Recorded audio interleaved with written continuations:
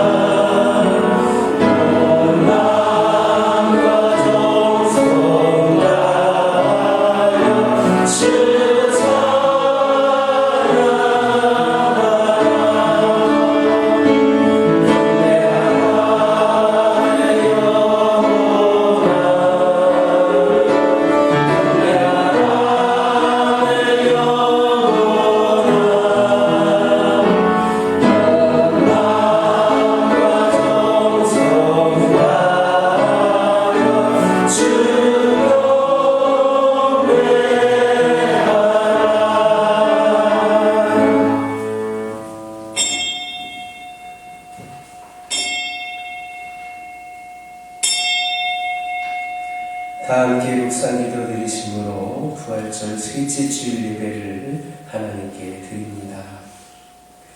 우리가 그의 계신 곳으로 들어가서 그의 발등상 앞에서 엎드려 예배하리로다. 여호와여 일어나사 주의 권능의 배가 함께 평안한 곳으로 들어가소서. 아멘.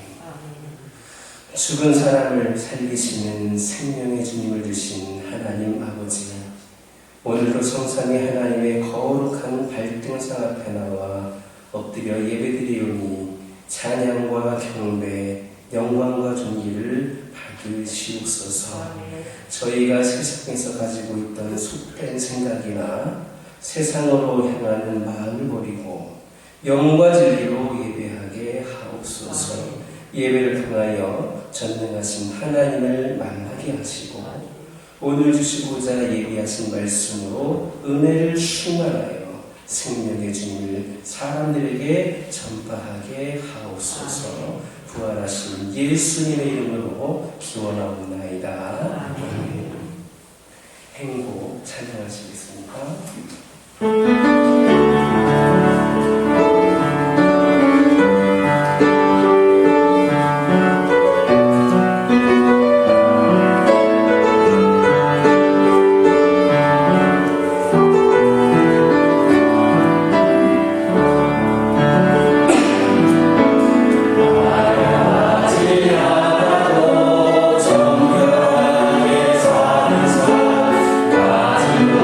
가지고 싶어도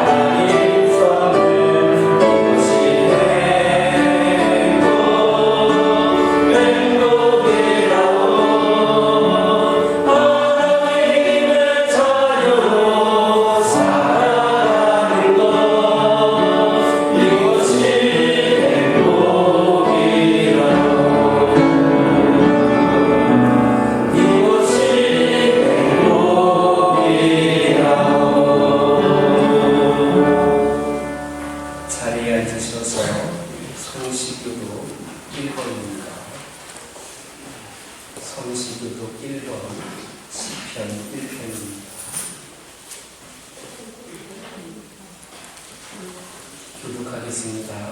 복 있는 사람은 악인의 꾀를 따르지 아니하며 죄인들의 길에 서지 아니하며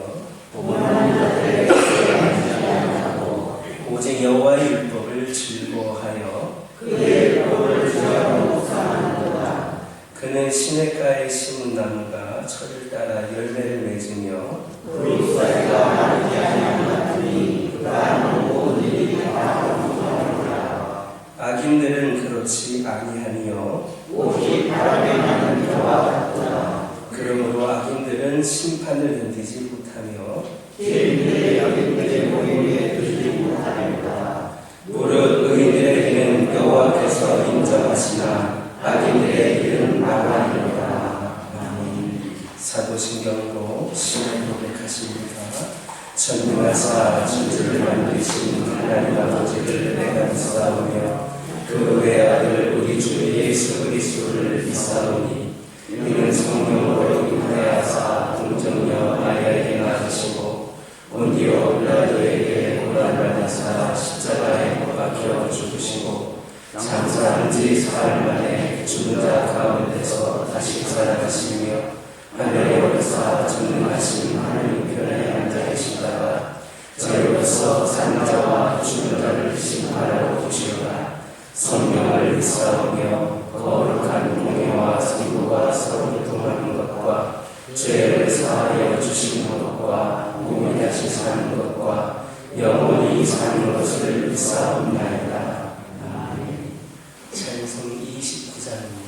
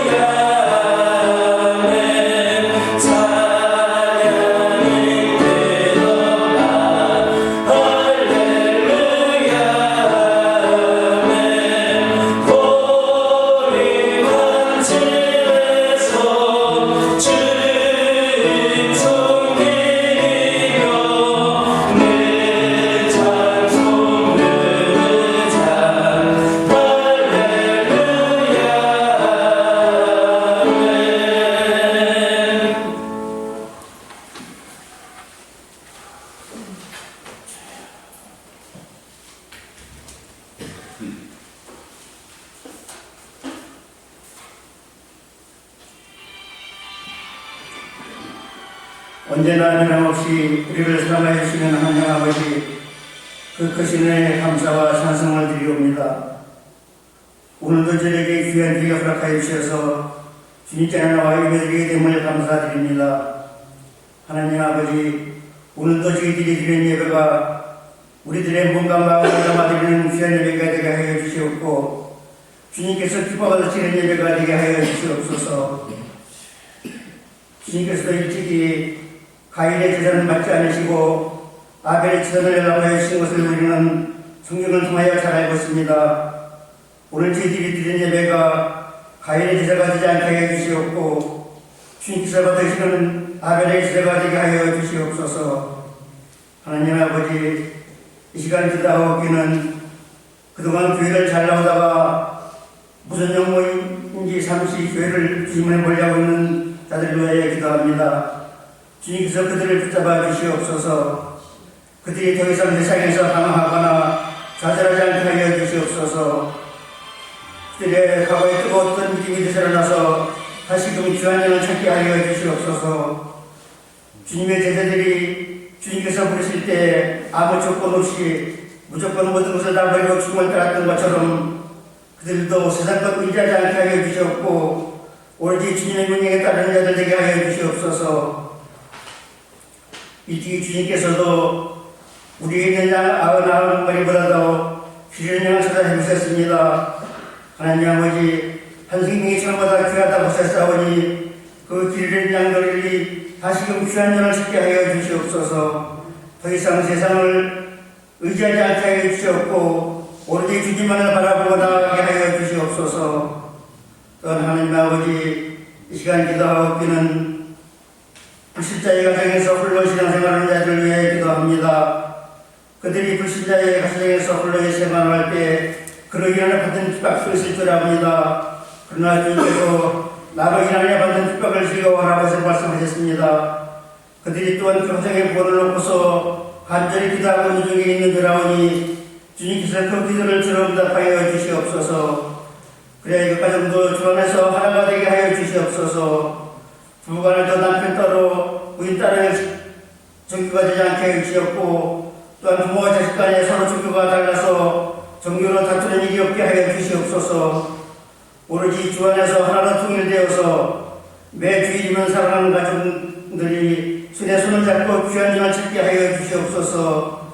또한 우리 모두가 그들을 위하여 기도하는 자들이 되게 하여 주시옵소서. 하나님 아버지, 이 시간 더 귀한 주님의 말씀을 들으려고 합니다. 말씀을 전하신 목사님은 육가나 더욱더 강건함으로 붙들어 주시옵고 그 가정도 늘 지켜 주시옵소서. 이 시간도 귀한 말씀 전하실 때에 주님께서 더욱더 능력 주시고 힘 주시어서 그 말씀이 살아있는 말씀이 되게 하여 주시옵고 주님께서 우리에게 주시고자 하시는 그 귀한 말씀이 전파되게 하여 주시옵소서. 이들 또한 말씀 드릴 때 모두가 주님 만나는 귀한 시간 되게 하여 주시옵고 행여나 한 심령이라도 그 말씀을 한쪽 귀로 듣고 한쪽 귀로 흘리는 어리석은 자가 되지 않게 하여 주시옵소서. 앞으로 한 주간을 살아갈 때도 늘 말씀을 묵상하고 말씀에 의지하여 살아가는 자들 다 되게 하여 주시옵소서. 이 시간도 부족한 중이 입술이 들어야 유창하지 못한 것도 많사오나 주님께서는 모든 것을 다 하시겠사오니 모든 것이 주님의 뜻대로 이루어지게 하여 주시옵소서. 남은 시간도 악한 마귀 이틀 틈타지 않도록 하여 주시옵고 우리 주님께서는 홀로 영광 받아주시는 귀한 시간 되게 하여 주시옵소서. 오늘도 이 예배를 위하여 알게 모르게 숨곳에서 봉사한 숙인들 많이 있습니다. 주님께서 그 숙인들을 기억하시고 축복하여 주시옵소서. 앞으로도 이 교회 더욱더 죽은 봉사자들이 많이 나타나게 하여 주시옵소서. 이 모든 말씀을 거룩하신 주 예수 그리스도의 이름 받들어 감사하며 기도드리옵니다.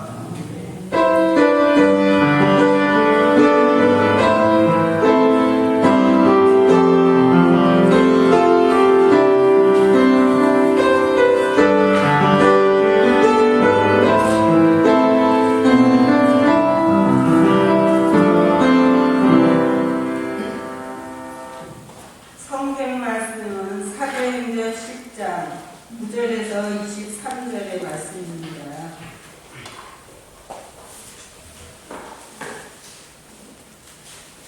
사도행전 10장 9절에서 23절까지 말씀드리겠습니다.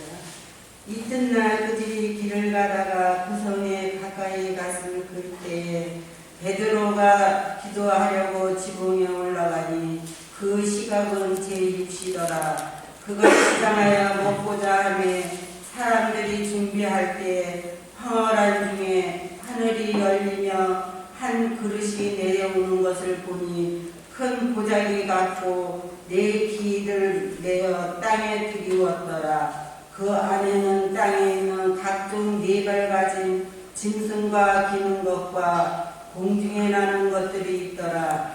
또 소리가 있으되 베드로야 일어나 잡아먹어라 하거늘 베드로가 이르되 주여 그럴 수 없나이다. 속되고 깨끗하지 아니한 것을 내가 결코 먹지 아니하였나이다 한데 또 두 번째 소리가 있으되 하나님께서 깨끗하게 하신 것을 네가 속되다 하지 말라 하더라. 이런 일이 세 번 있으므 그 그릇이 곧 하늘로 올려져 가니라. 베드로가 본 바 환상이 무슨 뜻인지 속으로 의아해야 하더니 마침 분을려가 보낸 사람들이 시몬의 집을 찾아 문 밖에 서서 불러 묻되 베드로라 하는 시몬이 여기 유숙하느냐 하고는 베드로가 그 환상에 대하여 생각할 때 성령께서 그에게 말씀하시되 두 사람이 너를 찾으니 일어나 내려가 의심하지 말고 함께 가라. 내가 그들을 보내었느니라 하시니 베드로가 내려가 그 사람들을 보고 이르되 내가 본 너희가 찾는 사람인데 너희가 무슨 일로 왔느냐. 그들이 대답하되 백부장 고넬료는 의인이요 하나님을 경외하는 사람이라. 유대 온 족속이 칭찬하더니 그가 거룩한 선사의 지시를 받아 당신을 그 집으로 청하여 말을 들으려 하느니라 한데 베드로가 불러들여 유숙하게 하니라. 아멘.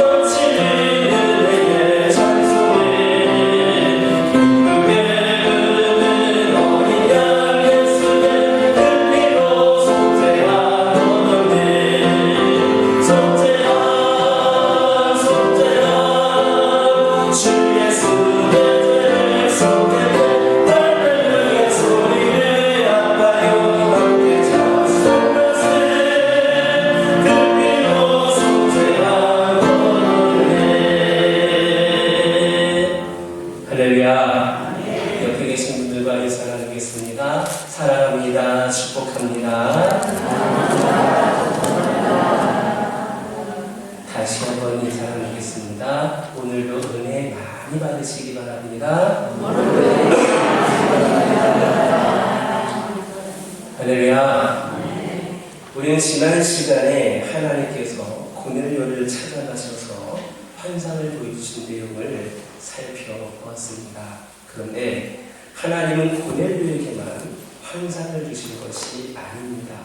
베드로에게도 아주 적당한 시기에 나타나셔서 환상을 보여주셨습니다. 9절의 말씀을 보면 베드로는 제6시에 즉 정오에 기도를 하려고 지붕에 올라갑니다. 그 시간이 정오였으니까 베드로가 배가 많이 고팠을 겁니다. 그때 다른 사람들은 음식을 준비하고 있었습니다. 기도하는 베드로에게 음식 냄새가 풍겼을 겁니다. 베드로는 배도 고프고 음식 냄새도 나니까 먹을 것 생각이 간절했습니다.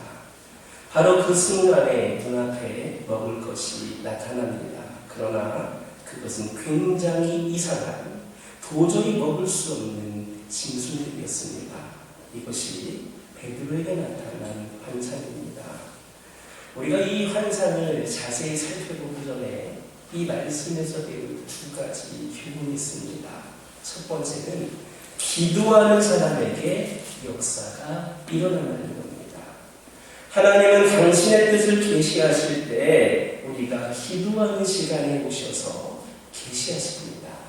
베드로가 기도하는 그 시간에 하나님께서 나타나신 겁니다. 우리는 베드로를 생각할 때에 굉장히 활동을 많이 하고 또 기적과 능력이 있고 설교도 잘하고 아주 담대한 사람이라 생각을 합니다. 여러분이 아시는 것처럼 베드로는 안순뱅이를 일으킨 사람이고 죽은 자를 살리는 사람입니다. 정말 용감하고 위대한 사람입니다. 그러나 사실 베드로는 능력의 사람 이전에 기도의 사람이었다는 것을 알 수가 있습니다. 베드로는 기도하려고 성전에 올라가다가 날 때부터 안진뱅인 자를 만나서 그를 일으켜 세웠습니다.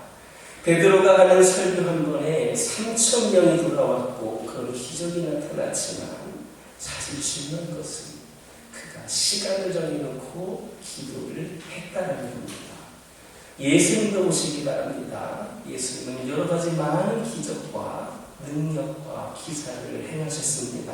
수많은 무리가 예수님을 따랐습니다. 문둥병자를 고치셨고 안진뱅이를 일으키셨고 눈먼 자의 눈을 뜨게 하셨고 물 위를 걸으셨고 죽은 자를 살리셨습니다.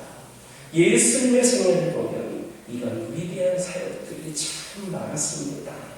그러나 예수를 좀 더 깊이 관찰해 보면 예수님의 그 위대한 사역 뒤에는 하나님과 개인적으로 대면하는 경건의 시간이 있었다는 것을 알 수가 있습니다. 예수님이 세례 요한에 의해서 세례를 받고 물에서 올라오실 때 하늘에서 문이 열리고 성령이 비둘기처럼 임했습니다. 그리고 나서 예수님이 사역을 시작하기 전에 하신 일이 뭔지 아십니까? 광야에 가서 40일 동안 금식하며 기도하셨습니다. 이분이 예수님이십니다.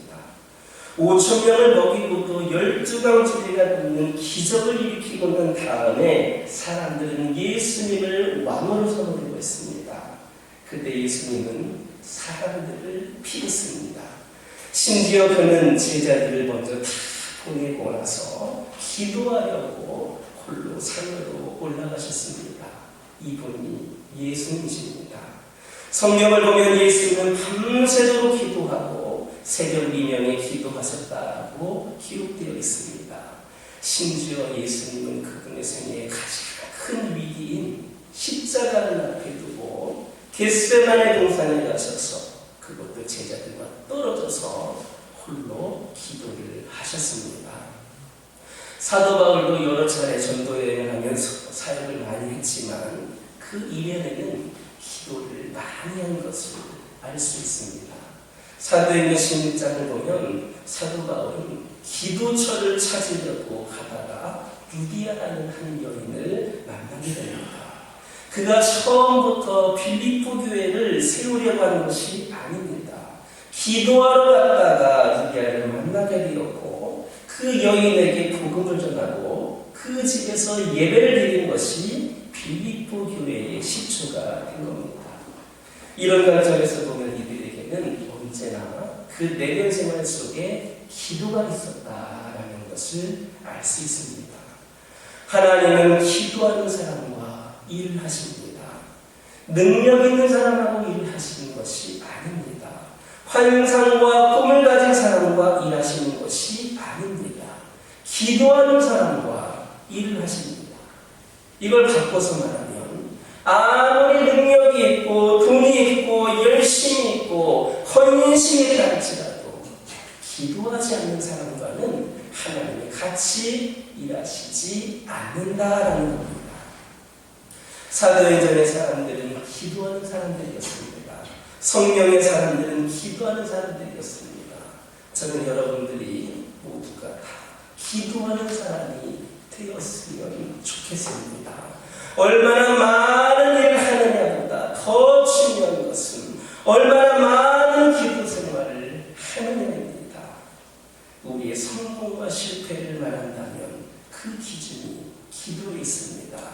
얼마나 기도하느냐가 내 신앙의 성공과 실패를 말할 수가 있습니다. 기도하지 않는데 하나님이 어떻게 말씀하시겠습니까?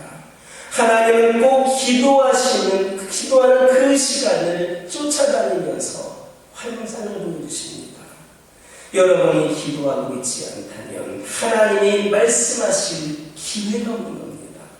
또 여러분들이 말씀을 가까이 하고 있지 않다면 하나님이 당신의 마음을 계시해 주실 수 없다라는 것을 명심하시길 주님의 이름으로 축원합니다.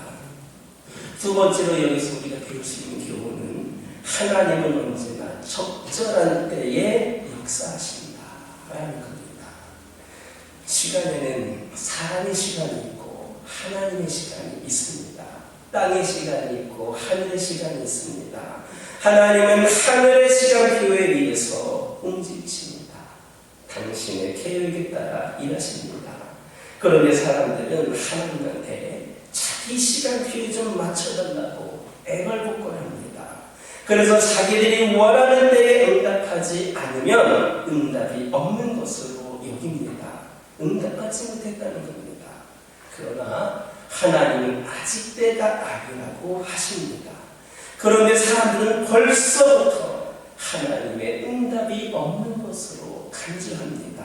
그리고 실망하고 좌절하고 절망합니다. 하나님의 때가 있습니다. 하나님의 시간이 있습니다. 예수님은 이 세상에 아무 때나 오신 것이 아닙니다. 우리도 아무 때나 좋지 않습니다. 우리의 인생은 하나님의 시간 안에 있습니다. 믿음을 가진 사람들, 성령을 체험한 사람들은 이 시간을 의식합니다. 내가 지금 은혜 받을 만한 때구나. 지금은 구원의 날이구나 하는 것을 아는 겁니다. 이 시간에 예배를 드리는 여러분들 모두가 오늘이 바로 내가 은혜 받을 만한 때이고 다시 믿음으로 결단해야 될 때임을 깨달을 수 있기를 주님의 이름으로 축원합니다. 고넬료의 종들이 성에 갔을 때 하나님은 절묘하게 베드로의 기도 시간을 이용하셔서 나타나셨습니다. 이게 다 우연히 일어난 것 같지만 결코 우연이 아닙니다. 하나님이 우리에게 보이시는 그 모든 사건은 하나하나가 다 결코 우연이 아닙니다. 우연처럼 보일 뿐입니다. 시간을 계산하셨고 일을 계획하셨습니다. 이것을 가리켜 뭐라고 합니까? 하나님의 경륜, 하나님의 섭리 이렇게 표현을 합니다. 하나님은 모든 것들을 사용하셔서 우리에게 당신의 뜻을 보여주십니다. 여러분, 더블 체킹이라고 하는 말을 들어보신 적이 있을 겁니다. 양쪽에서 동시에 확인이 되는 겁니다. 내가 성경을 읽고 얻어진 하나님의 말씀이 그 말씀을 통해서는 우리가 듣는 것이 아니라 환경을 통해서도 확인이 됩니다. 만약에 여러분 하나님이 고넬료에게만 환상을 주셨다면 베드로가 얼마나 당황했겠습니까? 반대로 베드로가 아무 예고도 없이 고넬료의 집에 찾아가서 하나님의 계시에 당신에게 세를 주라 했다면서 그렇게 했다면 고넬료가 얼마나 놀랐겠습니까? 이처럼 하나님은 고넬료에게도 환상을 주시고 베드로에게도 관상을 셨습니다. 더블 체킹을 하신 겁니다. 우리가 하나님의 뜻을 발명하려고 할 때에 우리 이 두 가지 원칙을 생각해야 됩니다. 첫째, 하나님은 기도하는 사람을 통해서 일하십니다. 둘째, 하나님이 일하실 때는 언제나 양면작전을 하신다는 겁니다. 한쪽에만 계시하시지 않고 그 계시를 반드시 다른 쪽의 응답을 통하여 확인시켜 주십니다. 그렇게 하나님은 우리의 불완전한 이성과 느낌을 보완해 주시는 분이다라는 것을 기억하시기를 주님의 이름으로 축원합니다. 베드로가 기도하면서 음식을 몹시 사모하고 있을 때에 갑자기 기도를 했습니다. 10절을 보면 황홀한 중에 라는 말이 바로 그 뜻입니다. 그리고 나서 베드로는 하늘문이 열리고 네 길을 낸 큰 보자기 같은 그릇이 내려오는 것을 보았습니다. 그 보자기 안에는 여러 종류의 짐승들이 있었습니다. 그런데 이상하게도 그 안에 있던 짐승들은 성경에서 먹지 말라고 하는 그렇게 부정하고 속된 짐승들이었습니다. 더 놀라운 일은 하늘에서 이해할 수 없는 그런 음성이 들려왔다는 겁니다. 13절을 보니까 보기에 아주 끔찍한, 만질 수도 없고 먹을 수도 없는 짐승들과 새들과 키우는 것을 잡아먹으라 했습니다.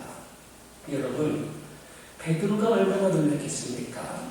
유대인의 율법에 의하면 이런 것들을 한번 만졌다 하면 옷도 빨아야 되고 다시 깨끗해지려면 여러 가지 복잡한 절차를 거치게 되어 있습니다. 그런데 그걸 잡아먹으라는 겁니다. 베드로는 분명 자기의 귀를 의심했을 겁니다. 베드로가 얼마나 놀랐겠습니까? 그거를 먹으랬을 때 얼마나 당했겠습니까? 우리가 가끔 하나님의 일을 하다 보면 내 귀를 의심할 때가 있습니다. 이것을 내가 꼭 해야 됩니까? 거기에 내가 꼭 가야 합니까? 라고 질문합니다. 그런데 하나님은 자꾸 가라고 하십니다. 이런 것들이 그냥 남들의 얘기라면 좋습니다. 그런데 내 얘기가 되면 심각해집니다. 신앙이 그런 겁니다. 신앙은 어떻게 보면 자기 존재의 근거와 기초를 그 기초의 뿌리를 흔들어 놓습니다. 그리고 하나님과 정면으로 1대1로 대결하지 않으면 안 되는 심각한 상황에 들어가는 것이 신앙입니다. 그 상황에 들어가지 않으면 신앙이 아닙니다. 이 신앙이라고 하는 것은 온실에서 자라지 않습니다. 내가 살고 있는 이 삶의 터전과 그라운드를 그냥 놓아두고 하나님을 믿는 것은 별것 아닙니다. 신앙이라고 하는 것은 자기 근거를 뿌리채 흔들어 놓는 그런 경험 끝에 오는 겁니다. 내 인생을 다시 근본적으로 시작할 수밖에 없는 이런 절대 위기 앞에 서 있는 것과 마찬가지입니다. 이런 위기 앞에서 하나님이 과연 하나님이신가? 거기서 하나님이 과연 나를 어떻게 인도하시는가? 하나님은 정말 신실한 분이신가? 변함이 없으신 분인가? 시건치 않은 분인가? 당신이 하신 말씀을 반드시 이루는 분인가 하는 것들이 체험되는 겁니다. 베드로는 하나님의 말씀에 기가 막혀 있습니다. 그래서 거절합니다. 부정한 음식들을, 부정한 짐승을 잡아먹으려고 하니까 하나님의 말씀이었지만 베드로는 들으려 하지 않았습니다. 바로 여기에 갈등이 있습니다. 율법에 하나님이 먹지 말라고 한 것을 이제 와서 먹으라고 하니까 얼마나 갈등이 되겠습니까?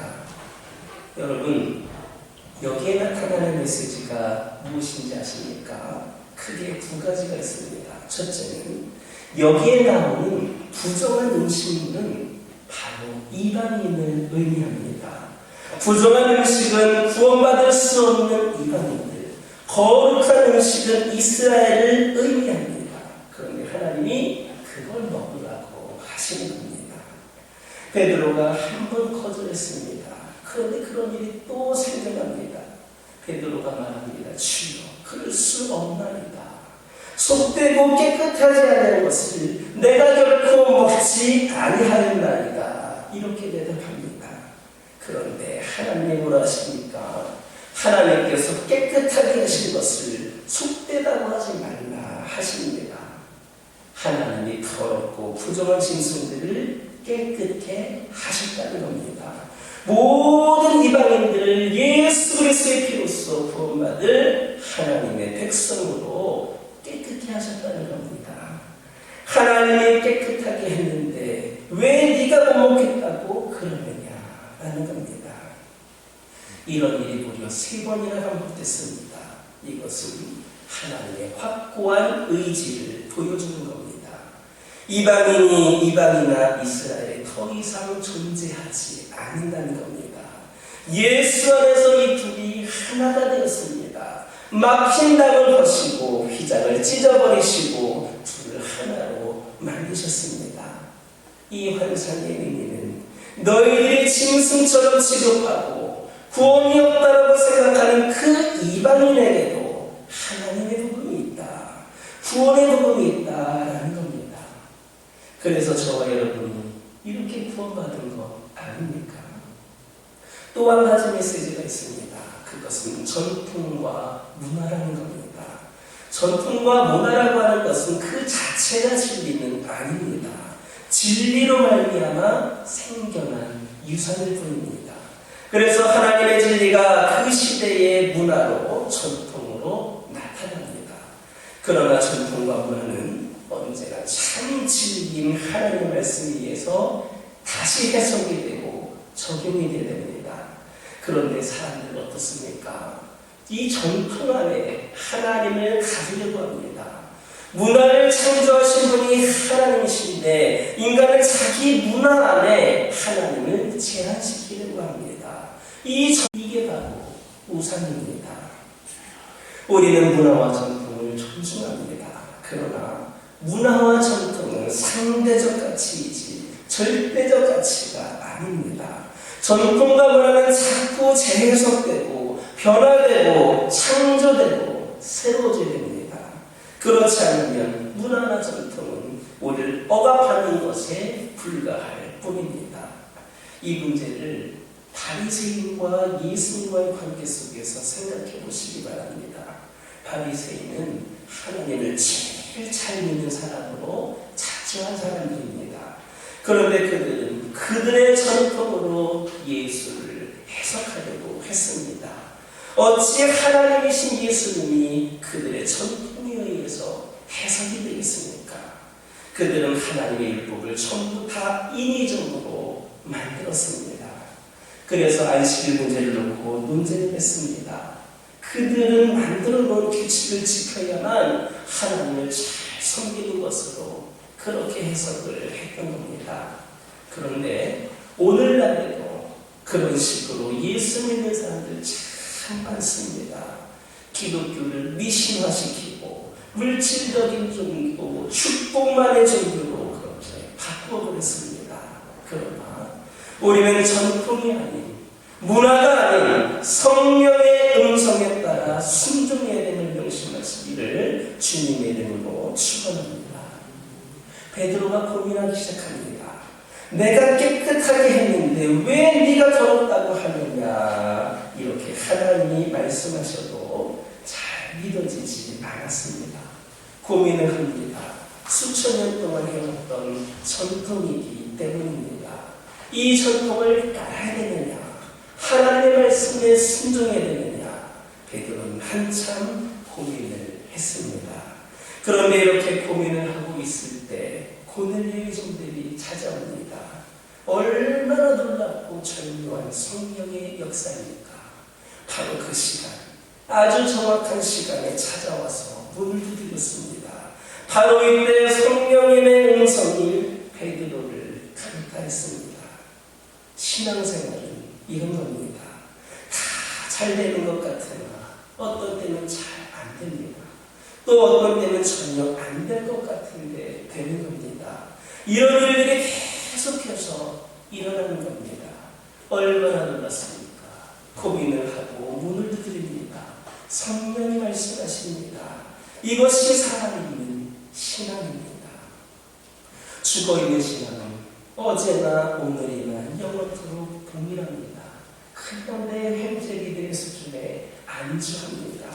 전혀 감동도 없고 평안도 없고 아무 흥분도 없고 들어오는 것도 없고 문을 두드리는 것도 없습니다. 여러분은 어떻습니까? 내가 지금 죽어있는 신앙의 소유자가 아니니까 전혀 감동도 없는 변화도 없는 흥분도 되지 않는 나에게 더 이상 들을 곳도 없는 그렇다고 해서 문을 두드리는 그런 노력도 없는 죽어있는 신앙에 머물러 있지 않습니까? 여러분의 생애의 가장 중요한 순간에 성령님께서 말씀하시기를 주님의 이름으로 축원합니다.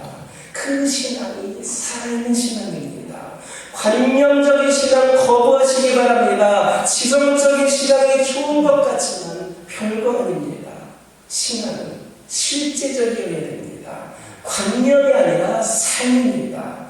오늘 내가 이렇게 구체적으로 살아서 그렇게 사람을 구체적으로 만나는 것과 같은 겁니다.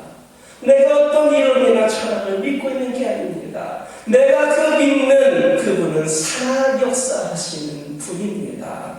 이렇게 살아 역사하시는 하나님이 여러분의 생애를 이끌어가시기를 축원합니다. 여러분의 생애의 결정적이고 중요한 순간에 하나님과 함께 일어나고 하나님을 또 확인받을 수 있기를 주님의 이름으로 축원합니다.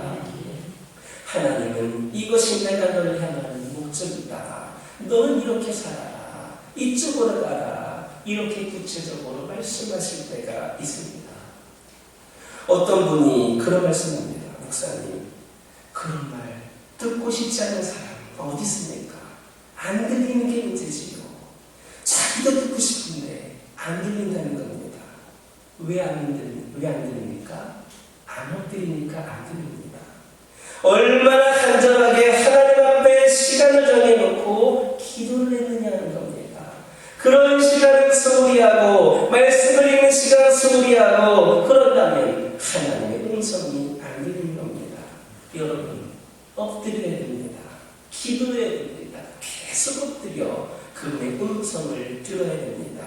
여러분 아브라함 잘 아시지 않습니까? 아브라함의 생애를 보시기 바랍니다. 창세기 12장부터 22장까지 25년의 세월 동안 하나님이 아브라함에게 계시하신 것은 10몇 번밖에 없습니다. 12장부터 22장까지 25년의 삶 동안 그렇게 했습니다. 그렇게 위대한 아브라함에게도 믿음의 조상이라고 하는 아브라함에게도 그만큼 계시하셨습니다. 그렇게 매일 하나님을 만났던 것이 아닙니다. 어떤 때는 아브라함도 10년을 기다렸습니다. 신실하게 의심하지 않고 믿음으로 계속해서 끝까지 바라보는 겁니다. 5년후가 될지 10년후가 될지 아무도 모릅니다. 그러나 정말 하나님을 위하여서 일하고 싶어 한다면 하나님의 결정적이고 중요한 순간에 오셔서 방향을 인도해 주시고 갈 길을 보여주십니다. 우리가 엎드려 기도하지 않았다는 데 문제가 있는 것이고 신뢰하지 않는다는 데 문제가 있는 것이고 기다리지 않았다는 데 문제가 있는 겁니다. 여러분 성경 몇 번이나 보셨습니까? 기도를 얼마나 하셨습니까? 그런 것은 하지도 않고 하나님이 음성을 안 들어주신다고 얘기할 수 있습니까? 베드로는 성령의 음성 앞에 모든 전통과 모든 문화와 모든 선입견을 포기하고 하나님께 순종했습니다. 이게 성령의 역사입니다. 그가 환상을 볼 때는 포기하지 못했지만 성령의 음성을 들었을 때에 포기했습니다. 살다 보면 누구나 어려운 일에 부딪히게 됩니다. 그것은 누구나 마찬가지입니다. 불가능한 일들은 항상 우리 안에 있습니다. 고난이라고 하는 것이 항상 우리 모두 앞에 있습니다. 나한테만 고민이 있는 게 아닙니다. 인간으로 태어났다면 누구든지 다 불가능 앞에 서 있는 것이고 죽음 앞에 서 있는 것이고 한계 앞에 서 있는 겁니다. 많은 사람들이 그 불가능 앞에 섰을 때 방황하고 몸부림칩니다. 그러나 오래 살든 짧게 살든 그런 게 중요하지 않습니다. 하나님의 뜻이냐 하는 것이 중요합니다. 하나님의 뜻 안에 있다면 두려워하거나 염려하지 마시기 바랍니다. 안 되는 것 같으나 결정적인 순간에 됩니다. 여리고성도 무너지지 않을 것 같았는데 7번 돌았더니 무너졌습니다. 하나님의 뜻이 아니면 다 되는 것 같으나 마지막 순간에 안 됩니다. 그러나 하늘의 뜻이면 마지막 순간에 되게 되어 있습니다. 이게 하나님의 방법입니다. 될 수도 있고 안 될 수도 있습니다. 그러나 그보다 더 중요한 것은 하나님의 뜻입니다. 내가 하나님의 뜻 안에 있고 하나님의 뜻을 순종하고 있다면 살아도 주를 위하여 죽어도 주를 위하여 성공을 해도 주를 위하여 실패를 해도 주를 위하여 하는 겁니다. 마지막으로 또 한 가지 은혜 받고자 하는 부분이 있습니다. 그건 바로 종들의 태도입니다. 22절의 종들이 베드로를 찾아가서 자기 주인 고넬료에 대해 하는 말을 들어보시기 바랍니다. 이 사람은 종입니다. 그런데 자부심이 있었습니다. 좋은 주인을 모시고 사는 자부심입니다. 우리 주인은 의인입니다. 하나님을 경외하는 사람입니다. 구제를 많이 하는 사람입니다. 저희가 이런 분을 모시고 있습니다. 이런 말 하고 있는 것 보면 이들에게 기쁨이 있고 그들이 하는 일에 보람을 가지고 있었음을 알 수가 있습니다. 저는 여러분들이 이와 같은 말을 하는 사람들이 다 되셨으면 좋겠습니다. 그런 남편 되시고 그런 아내 되시기 바랍니다. 그럴 때 우리가 살고 있는 공간이 행복한 공간이 됩니다. 고생이라는 거 중요하지 않습니다. 의미가 있다면 사실 내가 죽기까지도 할 겁니다. 포기하고 손해를 보기도 합니다. 언제 시간 맞춰서 일합니까? 퇴근이 몇 시고 그런 게 어디 있습니까? 좋으면 내가 밤을 새서라도 합니다. 너무 좋으니까 그런 겁니다.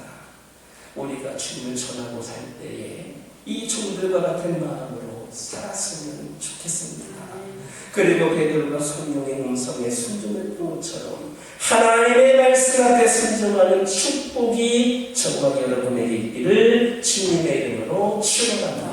기도하겠습니다. 살아계신 하나님 아버지, 주님이 없으면 살 수 없다는 고백이 우리에게 있게 하여 주옵소서. 말씀과 기도로 주님의 음성을 듣고 주님께서 주신 환상을 볼 수 있는 환경을 만들어가는 우리 성도들이 될 수 있도록 붙잡아 주옵소서. 우리에게 말씀을 허락하신 하나님을 찬양합니다. 예수님의 이름으로 기도드립니다. 공원 찬송 323절입니다. Oh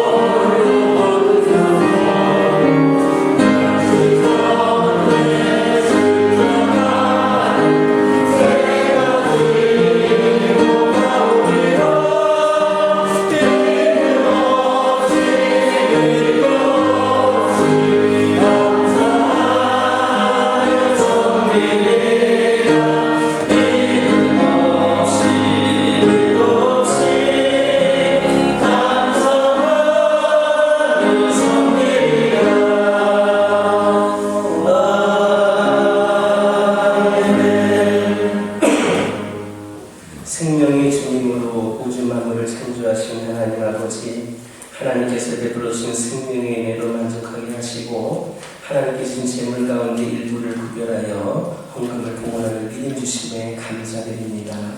드리는 헌금이 하늘 창고에 쌓이게 하시고 하나님의 나라를 위하여 사용되게 하옵소서. 하나님께 드리는 헌금이 향기로운 예물이 되어 하나님을 기쁘시게 하는 정성이 되게 하옵소서. 헌금이 사용될 때 하나님 영광이 나타나게 하시고 주님의 복음으로 죽어가는 사람들이 구원받는 역사가 나타나게 하옵소서. 하나님께 헌금을 드리는 성도들에게 부활의 축복이 되어 기업이 풍성하여 그들의 생활에 필요한 모든 재물로 사용되고 남도록 채워 주옵소서. 11조 헌금을 드리는 성도들의 곳간에 복을 쌓을 곳이 없도록 채워 주옵소서. 각자의 형편에 따라 여러 가지 모양으로 예물 드리오니 드린 성도들의 가운데에 여러 가지 감사가 끊이지 않게 하옵소서. 선교 헌금과 구제 예물을 드리오니 이 헌금으로 주님의 사랑과 복음이 전파되어 죽어가는 사람들이 살아나게 하여 주옵소서. 여러 가지 기도제목을 놓고 소원의 헌금을 드리는 영혼들도 있습니다. 드리는 소원을 이루어지게 하여 주옵소서. 헌금이 복음적으로 사용되게 하시고 하나님의 뜻이 이루어지게 하여 주옵소서. 예수님의 이름으로 축복하며 기도드립니다. 교회 소식 전해드립니다. 오늘 오후 예배는 구역 예배를 드립니다. 구역 예배이기 때문에 1시 드리도록 하겠습니다. 그린 엑소더스 캠페인을 진행하려고 합니다. 요즘에 환경과 기후 문제가 얼마나 심각한지 모릅니다. 그래서 교회들이 먼저 우리 하나님이 창조하신 이 세상을 보존하고 가꾸는데 노력을 해야 될 것 같습니다. 그래서 여러분 주부에 끼어들였는데 거기 나와 있는 그런 실천 미션들을 지키는 최대한 지키면서 노력하는 그런 삶을 사셨으면 좋겠습니다. 그래서 6월 5일이 환경의 날인데 적어도 그때까지는 최대한 이 미션을 지키면서 우리가 그런 캠페인을 함께 진행했으면 좋겠습니다. 5월 14일 주일은 5일 때에 한번 찬양제를 가져보려고 합니다. 가정의 날을 맞이하기도 하였고 그래도 코로나가 일어나면서 그 구역들끼리도 함께 할 수 있는 시간들이 없었던 것 같고 이래저래 한번 진행을 하려고 합니다. 참가 대상은 개인이 참여하실 수도 있고 가족이 참여할 수도 있고 구역이 참여할 수도 있고 그 외에 여러 가지 모양으로 함께하는 분들이 참여할 수 있습니다. 여러분 주부에 끼어있지 않지만 필요에 신청서 양식이 있습니다. 협찬해도 좋고 합성도 가능하고 합주도 가능하고 워십이나 열분도 가능하고 그 외에 다른 것도 괜찮습니다. 그래서 함께 아름다운 찬양제를 했으면 좋겠습니다. 그래서 5월 7일 다다음 주지요. 다다음 주 7일까지 신청을 마감합니다. 신청해 주시기 바라고 우리가 이제 코로나도 끝나고 이런 가운데 우리들끼리도 좀 뭔가 같이 교제하고 찬양하고 남은 시간들을 좀 많이 가지려고 합니다. 중요한 것은 참여율입니다. 아무리 많은 것을 해도 참여하지 않으면 아무것도 할 수가 없습니다. 꼭 참여나 팀이 저조할 경우는 이 행사가 또 취소가 될 수도 있으니까 여러분들 이 함께 연연의 시간을 만들어봤으면 좋겠습니다. 모임 및 외부 행사는 참고해 주시기 바라고 꼭 태국 단기 선교 신청을 그때 받았는데 날짜가 지났으니까 그때는 아닌가 하는 분들이 계실까 봐 광고를 합니다. 추가 신청 가능합니다. 여러분들 문의 있으시면 저에게 연락 주시면 되겠습니다. 목회 일정 참고해 주시기 바랍니다. 옆에 계신 분들과 인사를 드리겠습니다. 한 주간에도 승리하시기 바랍니다. 다 같이 일어서셔서 주기도문으로 하나님께 영광을 올립니다.